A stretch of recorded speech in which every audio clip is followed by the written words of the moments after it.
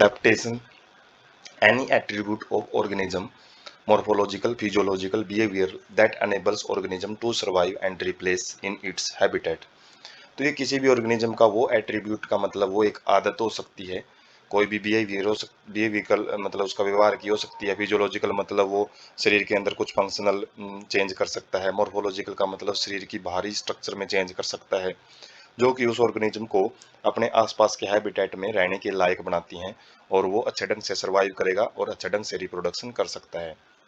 Evolved over a long evolutionary time and are genetically fixed. मतलब जो organism अपने आसपास के एरिया में अडेप्टेशन अनुकूल होते रहते हैं, तो उससे क्या है, लंबे टाइम तक यदि वो अडेप्टेशन वो वही बना के रखते हैं तो वो फिक्स हो जाती है। मतलब वो जीन में चली जाती है अडेप्टेशन, वो आने वाले जीवों में देखने को मिलती है। जैसे जो जिराफ है, जिराफ में जो लंबी गर्दन है, वो जो एक उसका अडेप्टेशन है, लंबे जो पेड़ होते हैं उनकी पत्तियों खाने वाली अडेप्टेशन, वो फिक्स हो जाती है। वो आगे के ऑर्गेनिज्म में भी वो लगातार देखने को मिलती है, लेकिन फिक्स होने में टाइम बहुत ज़्यादा लग जाता है। एग्जाम्पल है जैसे मैनी डेजर्ट प्लांट, काफी मरुस्थलीय पौधे होते हैं जो उनके अंदर thick cuticle on their leaf surface, पत्ते की जो सतह होती है उस पर एक मोटी परत पाई जाती है क्यूटिकल सब्सटेंस की, तो जो कि क्या करती है, उनको वाटर लॉस से बचाती है। और साथ में सनकन स्टोमेटा, मतलब एक 10 एवं स्टोमेटा होते हैं, जो स्टोमेटा है वो डीप पिट में, गहरे गड्ढों में पाए जाते हैं, जिससे कि जो ट्रांसपिरेशन है उसको भी कम किया जाता है। और वो एक कैम्प पाथवे यूज करते हैं, जिसके अंदर जो स्टोमेटा है वो दिन के टाइम पे बंद रहते हैं, तो जिसके द्वारा ये अलग अलग अडेप्टेशन होती हैं, जिसमें जो प्लांट हैं वो मरुस्थलीय कंडीशन में अपने आप को ज़्यादा से ज़्यादा पानी की जो कमी है उसके अंदर वो उसको सर्वाइव कर पाते हैं। डेजर्ट प्लांट लाइक ओपनीशिया, इसके अंदर क्या होता है,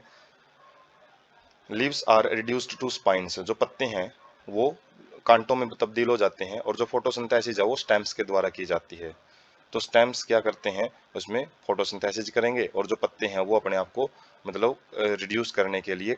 कांटों में कन्वर्ट हो जाते हैं। तो अडेप्टेशन में हम जो पिक है वो देख सकते हैं, अलग अलग जो इतनी सारी टाइप की बायोडाइवर्सिटी बनी है ना लाइफ के ऊपर, वो अलग अलग एनवायरनमेंट के अंदर अलग अलग जीवों का विकसित होना वो अडेप्टेशन के ही कारण हुआ है। तो हम अलग अलग जो जीव देख पा रहे हैं, अलग अलग प्लांट्स देख पा रहे हैं इसमें, तो वो अलग अलग प्लांट्स अलग अलग नेचुरल हैबिटेट में पाए जाते हैं, और जैसे जैसे वो अपने आप को चेंज करते गए हैं अडेप्टेशन के प्रति, उस हिसाब से वो नई स्पीसीज है वो बनती गई हैं। तो बायोडाइवर्सिटी अडेप्टेशन की वजह से ही आई है। अडेप्टेशन इन मैमल्स देखते हैं, जो स्तनधार जीव होते हैं उनमें जो अनुकूलता है वो कैसे पाई जाती है। Mammals from colder climates have shorter ears and limbs to minimise heat loss, इसको एलन रूल बोलते हैं।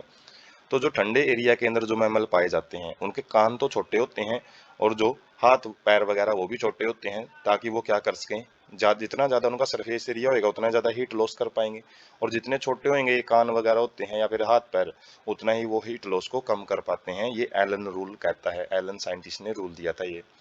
एक्वेटिक मैमल्स इन पोलर सी, जो ध्रुवीय महासागर समुद्र होते हैं उनके अंदर जो एक्वेटिक मतलब पानी के अंदर रहने वाले जो मैमल्स है, जैसे सील हैं, उनके ऊपर क्या होती है, thick layer of fat blubber act as, मतलब उनके ऊपर चर्बी की एक मोटी लेयर होती है जिसको प्लबर बोलते हैं। और वो क्या करती है कि इंसुलेटर का काम करती है। जैसे हम कंबल ओढ़ते हैं सर्दियों के अंदर, वो क्या है कि इंसुलेटर ही तो है जो कि हमको सर्दी से बचाता है, और साथ में जो हमारी बॉडी हीट पैदा कर रही है उसको भी वो रिड्यूस कर देता है, उसका जो लॉस है, उसकी जो एनवायरनमेंट में जाने की जो दर है उसको कम कर देता है। और वही काम इनमें क्या करता है, थिक लेयर ऑफ फैट, चर्बी की एक लेयर करती है। फिजियोलॉजिकल अडेप्टेशन में इंटरनल ऑर्गन के अंदर क्या कुछ चेंज आता है, जैसे altitude sickness at any high altitude place, जो कि हाइयर होता है किससे, 3500 मीटर से, 3500 मीटर से, जैसे रोहतांग पास नियर द मनाली एंड ले, वहाँ पे हम यदि नॉर्मल जो प्लेन में रहने वाला इंसान जाता है, जैसे दिल्ली हरियाणा या फिर पंजाब किसी भी दूसरे एरिया से यदि कोई इंसान वहाँ पे जाता है, तो उसके अंदर क्या रहेगा, थोड़े टाइम के लिए उसके एल्टीट्यूड सिकनेस एक बीमारी रहेगी, ऊंचाई की बीमारी बोलते हैं इसको, जो कि किन जगह पे जाने से होती है, ज़्यादातर जो पहाड़ी एरिया है वहाँ पे। और ये बीमारी किस चीज़ की वजह से होती है, जो ऑक्सीजन है, जैसे हमको पता है जो पहाड़ों पे प्रेशर कम हो जाता है और ऑक्सीजन का लेवल भी घट जाता है, इसकी वजह से सांस लेने में दिक्कत आनी शुरू हो जाती है वहाँ पे, और हमारे सांस है वो फूलने शुरू हो जाते हैं। जैसे हम थोड़े पैदल भी चलेंगे तो सांस फूलने शुरू हो जाते हैं, क्योंकि वहाँ पे लो एटमॉस्फेरिक प्रेशर है, प्रेशर कम है, और प्रेशर कम है तो सोलिबिलिटी है जो ऑक्सीजन की वो कम हो जाती है, जो कि हेनरी ला ने बताया है केमिस्ट्री के अंदर हम जो पढ़ते हैं। ऑफ हाई एल्टीट्यूड, ज़्यादा ऊंची वाली जगह पे ही देखने को मिलता है। सिम्टम्स इसके जो लक्षण है वो क्या दिखाई देंगे, नोजिया मतलब वहाँ पे जो वोमिटिंग वगैरह हो सकती है, फैटिक थकान रहेगी, और हार्ट पैल्पिटेशन का मतलब है जो हार्ट है उसके अंदर भी थोड़ी बहुत कॉम्प्लेक्सिटी आ जाती है, हार्ट की जो हार्ट रेट है वो आगे पीछे हो जाती है, रेगुलर हो जाती हैं। Gradual assimilation and stop experiencing altitude sickness, और अडेप्टेशन वहाँ पे कैसे से होती है, जैसे हम थोड़े दिन वहाँ पे रहेंगे, 2-4 दिन, एक हफ्ते तक, वहाँ पे ये जो बीमारी है वो बिल्कुल गायब हो जाती है, क्योंकि जो हमारा शरीर है वो इस चीज से निपटने के लिए, ऑक्सीजन की जो कमी है उससे निपटने के लिए ज्यादा से ज्यादा आरबीसी है वो प्रोड्यूस करना शुरू कर देता है, और जिससे क्या होगा, ऑक्सीजन की जो कमी है हमारे शरीर में उसको पूरा कर लिया जाता है। बॉडी कंपनसेट्स लो ऑक्सीजन अवेलेबिलिटी, जैसे कि हम देख सकते हैं किस तरीके से कंपनसेशन होती है, मतलब कैसे उस कमी को दूर किया जाता है। आरबीसी सेल हैं जो रेड ब्लड सेल हैं उनकी प्रोडक्शन को बढ़ा देता है। Decrease binding affinity of haemoglobin, haemoglobin की जो ऑक्सीजन के साथ बाइंडिंग करने की एफिनिटी है उसको कम कर देता है, जिससे वो लंबे टाइम तक ऑक्सीजन के साथ चिपका नहीं रहेगा, वो जल्दी जल्दी उसको ट्रांसपोर्ट करेगा। And by increasing birth rate, जो सांस लेने की जो दर है वो भी बढ़ जाती है, और इसी से जो एल्टीट्यूड सिकनेस है बीमारी को थोड़े दिन के अंदर अडॉप्ट कर लिया जाता है, मतलब वहाँ पे जो नॉर्मल इंसान है वो क्या हो जाता है, रहने लायक अपने शरीर को कर लेता है। उसके बाद है फिजियोलॉजिकल अडेप्टेशन इन एनिमल्स, दूसरे जानवरों में कैसे देखने को मिलता है, जैसे कंगारू रैट होता है, ये कंगारू टाइप का ही रैट है, जैसे कंगारू होते हैं तो उनके भी, जैसे कंगारू में ब्रूड पाउच होती है जहाँ पे वो अपने छोटे बच्चों को रखता है, इनके पास भी ऐसे ही होती है एक ब्रूड पाउच, तो नॉर्थ अमेरिका के अंदर पाए जाते हैं, नॉर्थ अमेरिका के जो मरुस्थल है वहाँ पे। तो इसमें क्या है, इन absence of external source of water, जब इसको पानी की कमी हो जाती है, बाहर के वातावरण में पानी नहीं मिलता है, तो ये जो पानी की रिक्वायरमेंट है वो कहाँ से पूरी करता है, इंटरनल फैक्ट ऑक्सीडेशन, जो इसके अंदर चर्बी होती है जब वो ऑक्सीडाइज होती है, टूटती है, तो उससे पानी की जो जरूरतें हैं वो पूरी करता है। जैसे ऑक्सीडेशन में, जैसे ग्लूकोज का ऑक्सीडेशन होता है तो उसमें CO2 और H2O बाहर निकलता है, तो उसी वाटर को ये यूज करना शुरू कर देता है। और साथ में जो इसका यूरिन होता है, यूरिन को भी ज़्यादा से ज़्यादा कंसंट्रेट करता है, मतलब उसमें वाटर लॉस को कम से कम कर लेता है। माइक्रोब्स के अंदर देखेंगे कि अडेप्टेशन कैसे होती है, जैसे आर्कियोबैक्टीरिया है, flourish in hot springs and deep sea hydrothermal vents, तो ये ऐसी जगह पे ज़्यादा रहते हैं जो गर्म जगह होती हैं। हॉट स्प्रिंग्स का मतलब वही गर्म पानी के जो चश्मे हैं जहाँ पे पानी गर्म रहता है ज़्यादातर, और डीप सी हाइड्रोथर्मल वेंट्स का मतलब है जहाँ पे समुद्रों के गहरे जगह पे जहाँ पे टेम्परेचर ज़्यादा पाया जाता है, where the temperature far exceed about 100 degree Celsius, मतलब 100 डिग्री सेल्सियस से भी ज़्यादा चला जाता है। तो वहाँ पे जो ऑर्गेनिज्म अपने आप को सर्वाइव कर पाते हैं, उनकी जो वाल होती है, थिक वाल होती है, उनके अंदर जो एंजाइम है, थर्मस एक्विटिकस एक बैक्टीरिया होता है जिसके अंदर से हम एक एंजाइम है वो निकालते हैं, डीएनए पॉलीमरेज में यूज किया जाता है, बायोटेक्नोलॉजी में भी हमने डिस्कस किया था। तो वो उनकी अडेप्टेशन ही होती है, वो ऐसे ऐसे एंजाइम विकसित कर लेते हैं जो हाईयर टेम्परेचर पे भी काम कर सकते हैं। Many fish thrive in Antarctica water, तो काफ़ी सारी जो मछलियां हैं वो ध्रुवीय क्षेत्रों में जहाँ पे बहुत ज़्यादा बर्फ की चादरें जमी रहती हैं, तो वहाँ पे वो काफ़ी सारी जो मछलियां हैं वो रह सकती हैं वहाँ पे जहाँ पे टेम्परेचर बहुत कम होता है। मैराइन इनवर्टिब्रेट्स एंड फिश, तो एग्जाम्पल हैं ये अलग अलग, एग्जाम्पल डिस्कस कर रहे हैं यहाँ पे, इनका डिटेल नहीं देख रहे हैं कि कैसे वो सर्वाइव कर पाते हैं, एग्जाम्पल से ही आइडिया लगा सकते हैं। तो मैराइन इनवर्टिब्रेट्स एंड फिश, जो पानी के अंदर रहने वाली जो अलग अलग मछलियां हैं, या इनवर्टिब्रेट्स मतलब क्या है, जिनके अंदर क्या नहीं पाई जाती, कोर्डेट्स में नहीं आते, जो जिनके अंदर वर्टिब्रेट्स नहीं पाई जाती, वर्टिब्रल कॉलम नहीं पाए जाते, तो ये बहुत ही ज़्यादा ग्रेट डेप्थ, मतलब बहुत गहराई पे रहते हैं जहाँ पे जो प्रेशर है वो 100 टाइम भी चला जाता है, जो हमारा नॉर्मल एटमॉस्फेरिक प्रेशर कितना है वो 1 एटमॉस्फेयर मानते हैं,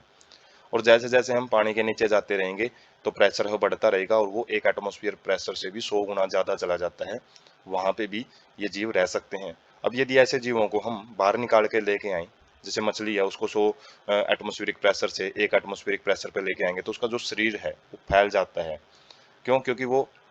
अंदर जब रह रही थी तो उसका शरीर इस तरीके से बना हुआ था कि बाहर का जो एक्सटर्नल प्रेशर है यदि 100 एटमॉस्फेरिक है तो वो अंदर का भी उसके अपोजिट में इतना ही प्रेशर वो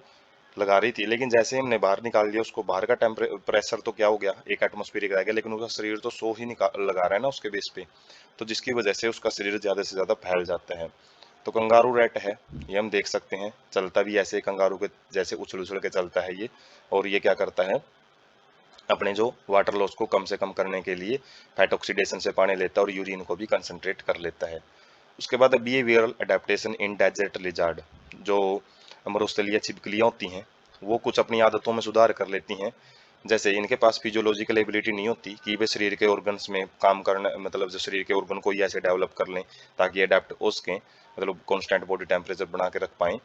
तो ये क्या करती हैं, bask in sun and absorb heat when they their body temperature drops below comfort zone. जो ये छिपकलियां क्या करती हैं, जब उनका बॉडी टेम्परेचर है ठंडे एरिया, ठंड में जब ये रहती हैं, जैसे रात को डेजर्ट में ठंड बहुत ज़्यादा पड़ती है, और सुबह सुबह क्या करती हैं फिर ये छिपकलियाँ, धूप में आके जो सन बात करती हैं, धूप सेकती हैं मतलब। और इन इससे क्या होता है, इनका जो बॉडी टेम्परेचर है वो हाई हो जाता है। कब, जब इनका जो टेम्परेचर है वो कम चला जाता है, मतलब उससे निपटने के लिए ये एक बिहेवियरल एडेप्टेशन है। इनके शरीर में कोई ऐसा चेंज नहीं है, ये अपनी आदतों में चेंज करती है कि इसको डेली की डेली एक सन बाथ जरूर लेना पड़ता ही है, सुबह सुबह धूप सेकनी ही पड़ती है, तभी ये मतलब एक्टिवली काम कर पाती हैं फिर दिन में। बट मूव इनटू सेट्स, और लेकिन जब बहुत ज़्यादा टेम्परेचर हाई चला जाता है दिन में, तो ये छाँव में चली जाती हैं।